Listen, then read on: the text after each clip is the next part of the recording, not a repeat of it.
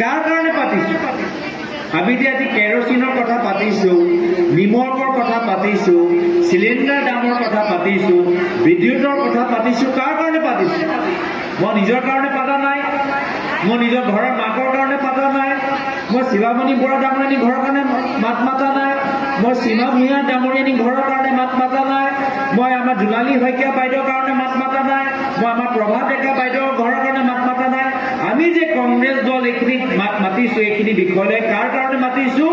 আমাৰ গাঁৱৰ আইসকলৰ কাৰণে। আমি গাঁৱৰ আইসকলৰ কাৰণে একমাত্ৰ যদি এটা দল মূল্য বৃদ্ধিৰ ওপৰত বাৰম্বাৰ যদি মাত মাতি আছে, সেয়া হৈছে কংগ্ৰেছ দল। এতিয়া সন্ধিয়াই চাওকচোন, দিছপুৰত মুখ্যমন্ত্ৰী বহি আছে, কংগ্ৰেছৰ মঞ্চত আহি মহিলাবোৰে কৈছে যে কেৰচিন নাই। মুখ্যমন্ত্ৰী ভাল পাব নেকি এইখিনি কথা শুনি? নাপায়, স্বাভাৱিকভাৱে নাপায়। আৰু সেইকাৰণে কি কৰে মুখ্যমন্ত্ৰীয়ে? মহিলাসকলক ভাবুকি দিয়ে, খবৰদাৰ খবৰদাৰ, যদি তোমালোকে কংগ্ৰেছৰ সভাত গৈ এইখিনি কথা যদি তোমালোকে পাতা, খবৰদাৰ, যি পাইছা সেইটোৱে মই কাটি ল'ম। 2000 টকাও নাপাবা, লোন নাপাবা, ফৰ্ম নাপাবা। এনেধৰণৰ আচৰণ আজি তেওঁলোকক বুজিব লাগে যে এয়া হ'ল বাস্তৱ কথা। আমি মিছা কথা কোৱা নাই, এইখিনি বাস্তৱ কথা। আমি চৰকাৰৰ দৃষ্টি আকৰ্ষণ কৰিবলৈ বিচাৰিছোঁ। চৰকাৰে এইখিনি কথাৰ ওপৰত গুৰুত্ব দি সমস্যাবোৰ সমাধান কৰক, মূল্যবৃদ্ধি নিয়ন্ত্ৰণ কৰক, গেছ চিলিণ্ডাৰ দাম কমাই দিয়ক। কিন্তু এইখিনি কাম কৰাতকৈ তেওঁলোকে কি কৰিছে? এতিয়া দুখীয়া ৰাইজক দমন, ভাবুকি আৰু ভয় খুৱাইছে। এয়া হ'ল তেওঁলোকৰ ৰণকৌশল। আৰু আমাৰ দলৰ নেতা ৰাহুল গান্ধী ডাঙৰীয়াই কি কৈছে? যে অসমৰ ৰাইজ ভয় খাব নালাগে, গৰমত কংগ্ৰেছ দল অসমৰ ৰাইজৰ লগত আছে। এয়া হ'ল কংগ্ৰেছ, এয়া হ'ল কংগ্ৰেছ। আমাৰো চৰকাৰ আছিল, আমাৰো ক'ৰবাত ভুল আমি কৰিছিলোঁ। সেই আমাৰ ভুল আঙুলিয়াই দিয়াটো হ'ল ৰাইজৰ নৈতিক অধিকাৰ। কোনো চৰকাৰে ৰাইজৰ এই অধিকাৰ কৰ্তন কৰিব নোৱাৰে, নাইকিয়া কৰিব নোৱাৰে। এয়া হ'ল আমালোকৰ বিশ্বাস। আমাৰো যদি ভুল হয়, ৰাইজৰ আমাৰ ভুল দৃষ্টি আকৰ্ষণ কৰা কিন্তু ৰাইজৰ অধিকাৰ। কিন্তু বৰ্তমানৰ সময়ত ৰাইজৰ মনত ভয় সোমাই দিছে। যি ভুল হৈছে ভুল হৈ থাকক, ৰাইজে মনে মনে থাকক, ৰাইজে মনে মনে বহি থাকক। এয়া এটা ভাল চৰকাৰৰ ইংগিত নহয়, এয়া এটা লোকতান্ত্ৰিক চৰকাৰৰ ইংগিত নহয়। আৰু সেইকাৰণে আমালোকৰ মনত এটা ভয়, যদি এনেদৰে চলি থাকে, যদি চৰকাৰৰ আচৰণত কোনো পৰিৱৰ্তন নাহে, যদি চৰকাৰৰ ব্যৱহাৰ এনেদৰে চলি থাকে, তেতিয়া আমি অসমত লোকতান্ত্ৰিক চৰকাৰ নাপাম। আমি অলপ দিনৰ পিছত অসমত এটা ৰজা, এটা ৰাজত্ব আমি পাবলৈ গৈ আছো, ৰাজত্ব এটা পাবলৈ গৈ আছো। লোকতান্ত্ৰিক চৰকাৰত ৰাইজে নিজৰ কথা ক'লে, লোকতান্ত্ৰিক চৰকাৰে ৰাইজৰ কথা শুনি ৰাইজৰ মতে কাম কৰে। কিন্তু অহংকাৰী ৰজা ৰাজত্বত ৰাইজৰ ওপৰত আৰু অত্যাচাৰহে হয়। আৰু এইটোৱে আমি দেখা পাইছো, ইতিহাসত আমি অধ্যয়ন কৰিছো, য'ত য'ত ৰাজত্ব আছিলে তাত তাত মূল্যবৃদ্ধি সমস্যা আছিল। য'ত ৰাজত্ব থাকে তাত নিবনুৱা সমস্যা আৰু বৃদ্ধি হয়।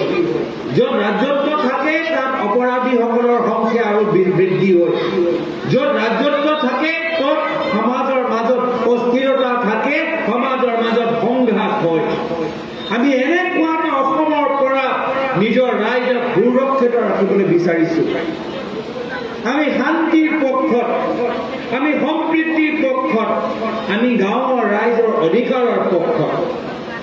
ৰাইজ আমাৰ লগত থাকক বা নাথাকক, ৰাইজ আমাক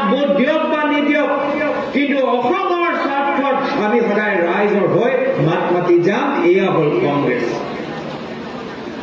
আৰু সেইকাৰণে আমি ৰাইজৰ হৈ মাত মাতো, আমি আইসকল হৈ মাত মাতো। স্বাভাৱিকভাৱে মুখ্যমন্ত্ৰী কংগ্ৰেছক বেয়া পাবই, আৰু বেয়া পোৱাৰ পিছত কি কৰে? আমাৰ দলটো ভাঙিবলৈ চেষ্টা কৰে। আমাৰ দলৰ পৰা কিছুমান ব্যক্তি বিজেপি দললৈ নিমন্ত্ৰণ জনায়, আৰু হ'ব পাৰে আমাৰ দলৰ ভিতৰত কিছুমান স্বাৰ্থ থকা ব্যক্তিসকল নিজৰ কৰ্ম, নিজৰ ধৰ্ম, নিজৰ দলৰ আদৰ্শ পাহৰি তেওঁলোকে বিজেপি দলটোক যোগ কৰে। কিন্তু শ্ৰদ্ধেয় ৰাইজ, কংগ্ৰেছ দল এটা সাগৰ, কংগ্ৰেছ দল এটা বৃহত্তৰ সাগৰ। সাগৰৰ পৰা অলপ অলপ এক টোপোলা পানী লৈ গ'লে সাগৰ কি কমি যায় নেকি? সাগৰৰ পানী কি কমি যায় নেকি? নকমে। সেইকাৰণে আমাৰ পৰা এজন দুজন ব্যক্তি ল'লে আমাৰ দলটোক দুৰ্বল কৰিব নোৱাৰে। আমাৰ দলটোক দুৰ্বল কৰাৰ প্ৰচেষ্টা কেতিয়াও সফল নহয়। আমাৰ কংগ্ৰেছ দল এটা শক্তিশালী দল আছে, আছে আৰু সদায় থাকিবই, সদায় থাকিবই। এজন দুজন ব্যক্তি লৈ আমাৰ দলটোক ক্ষতি কৰিব পাৰিব? ক'ত টোপনি মাৰি আছে মই নাজানো। আমাৰ দলৰ ইতিহাস পঢ়ি লওক। অসমৰ ৰাইজে আমাৰ দলৰ ইতিহাস ভালদৰে জানে।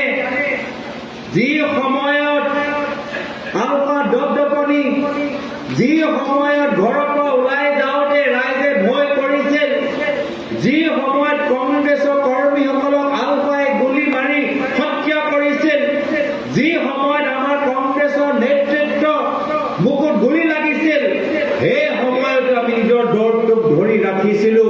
আমি ক'ত আমাক দুৰ্বল কৰিব পাৰিব এই বিজেপি ৰাজনৈতিক দল? আমি আলফা গুলি আমি দিনতেও আমি কংগ্ৰেছ দল কৰি আছিলো, আজিও আমি কংগ্ৰেছ কৰি থাকে, আৰু ভৱিষ্যতো আমাৰ ৰাইজে পুনৰবাৰ সেৱা কৰিবলৈ আমাক সুযোগ দিব। এয়া হ'ল কংগ্ৰেছ। সদায় ৰাইজৰ হৃদয়ৰ ভিতৰত থাকিব, ক'তো ওলাই নাযায়, ক'তো নাইকিয়া নহয়। কিন্তু এইখিনি কথা আমাক ৰাইজক বুজাব লাগিব। ৰাইজ অলপ ভয় খাইছে। স্বাভাৱিকভাৱে ৰাইজক অলপ ভয় খুৱাবলৈ ক'ৰবাত এখন চৰকাৰ সফলতা লাভ কৰিছে। এতিয়া ৰাইজৰ মনত যে ভয় আছে, সেই ভয়টো কোনে ওলাব? সেই ভয়টো মই অকলে ওলাব নোৱাৰিম। আপোনালোকৰ সহায় বিচাৰিছো। প্ৰয়াত মুখ্যমন্ত্ৰী মোৰ পিতৃ তৰুণ গগৈদেৱে সদায় অসমৰ আইসকলৰ ওপৰত যথেষ্ট বিশ্বাস কৰিছে। সদায় কৈছে যে অসমৰ নাৰীসকল, মহিলাসকল মাত্ৰ ঘৰৰ পাকঘৰলৈকে আবদ্ধ হৈ থাকিব নালাগে। ওলাই আহক, ৰাজনৈতিকভাৱে সক্ৰিয় হওক। সেয়া আস্থা আছিল মোৰ পিতৃ। সেইকাৰণে পঞ্চায়ত নিৰ্বাচনৰ ভিতৰত 50% ৰিজাৰ্ভেশ্যন মহিলাসকলক দিছে। আজিতো পঞ্চায়ত নিৰ্বাচন পাতিবলৈও বৰ্তমান চৰকাৰ ভয় কৰিছে। গম পাইছেনে যে পঞ্জাৱৰ ভিতৰত চণ্ডীগড় এটা তৃণমূল এটা নিৰ্বাচন, মাত্ৰ একদম মানে সেই চণ্ডীগড় চহৰৰ ভিতৰত পঞ্চায়তৰ তুলনাত এটা মেয়ৰৰ ইলেকশ্যনত এতিয়া বিজেপি চৰকাৰে খেলি মেলি কৰি মানুহৰ যে ভোট দিলে সেই ভোটটো নাকচ কৰিবলৈ বিচাৰিলে। পিছত উচ্চতম ন্যায়ালয়ৰ পৰা ধমক খোৱাৰ পিছত এতিয়া তেওঁলোকে মাফ খুজিছে। এয়া হ'ল বৰ্তমান চৰকাৰৰ ৰণকৌশল। আৰু সেইকাৰণে আমাৰ অসমৰ মহিলাসকল আজি তাৰিখত সজাগ আৰু সচেতন হ'ব লাগিব।